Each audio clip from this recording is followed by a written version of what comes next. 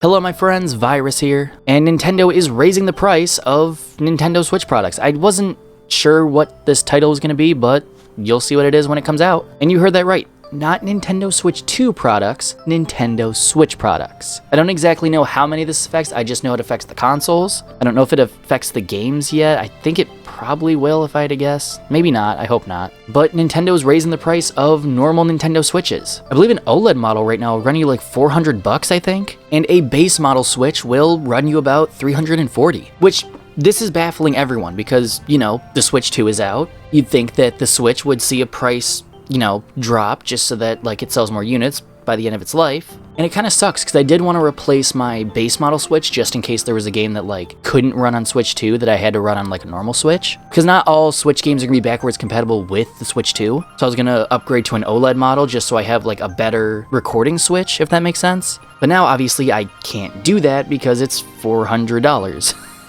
And maybe you're wondering to yourself, why would Nintendo do this? Why wouldn't they just drop the price so that they sell more units rather than raise it? Well, the answer is pretty simple. They want to sell more Switch 2s. If you look at an OLED model and it's like, oh, that's $400, but then you look at a Switch 2 right next to it and it's $450, which one are you gonna buy? The weaker one that's outdated and, you know, years old? Or are you gonna buy the new thing that's just $50 more expensive and it has better specs, bigger screen, brand new, and it plays pretty much every single game that the OLED could, but better? Which one are you gonna buy? So yeah, this is a conscious decision made by Nintendo to sell more Switch 2s, I believe. Because if you look, like I said, you look at an OLED, $400, Switch 2, $450. If you're just paying $50 more for something just way more powerful than what you could be getting for $400, I would take the Switch 2. And Nintendo knows that that will probably work. And everyone knows what a Switch 2 is at this point, and everyone was kind of complaining about the price just because it does seem a bit steep. I paid nearly $500, I believe, for mine, after tax and shipping.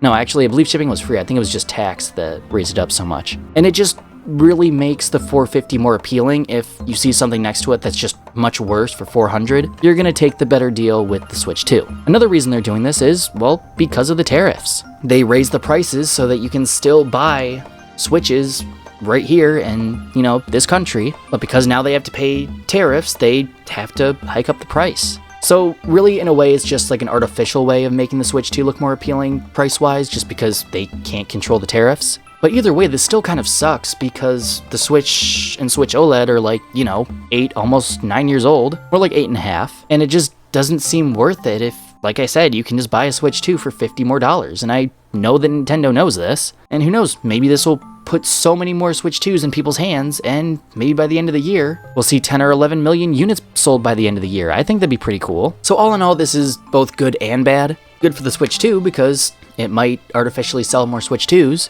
but bad because if you wanted to switch, well, you're out of luck. But again, I would basically just buy a Switch 2 at that point, and I know that's kind of Nintendo's game plan, because it can basically play any Nintendo Switch game that you want to play, but better, almost any. But what do you think of all this? Is it weird to see a Switch at $400, you know, 8 years after it released? You think this is a good thing because, you know, it'll put more Switch 2s in people's hands? Or do you think it just kind of sucks because it's an 8-year-old console that's just more expensive now? Let me know down in the comments. Thank you all so much for watching. I know that my voice is just like a little bit off. That's why it sounds a little bit more like high-pitched, just because like when I lose my voice, it tends to like get a little bit like higher, I guess, and a little bit crackly, which not only sucks because I have the Indie World to react to tomorrow for Friday's video, but I also have a couple gaming channel videos to do tomorrow, and I have a couple reactions to do this weekend, I believe. I am keeping myself busy. If I don't have a video out, I'm most likely working on just another video. That's usually how it works. Just thought I'd, you know, add that in.